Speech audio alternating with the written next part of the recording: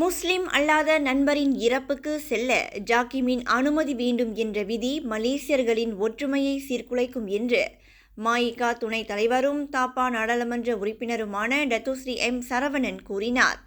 பிரதமர் துறை மத விவகாரங்களுக்கான அமைச்சர் நை மொக்தார், மதங்களுக்கு இடையிலான நிகழ்ச்சிகளை ஏற்பாடு செய்பவர்கள் சம்பந்தப்பட்ட அதிகாரிகளிடம் இருந்து ஒப்புதல் பெற வேண்டும் என கூறினார்.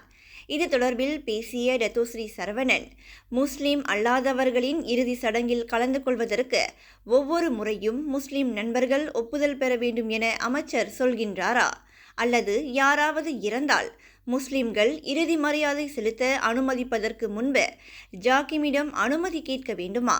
குறிப்பாக கில்லானில் உள்ள முஸ்லிம் அல்லாதவர்களின் தகன மேடைக்கு அடுத்ததாக முஸ்லிம் கல்லறை அமைந்திருப்பதால் மாநகராட்சி மன்ற கட்டடத்திற்கு வெளியே அனைத்து உடல்களையும் தகனம் செய்ய வேண்டுமா என்று டத்துஸ்ரீ எம் சரவணன் கேள்வி எழுப்பியுள்ளார்.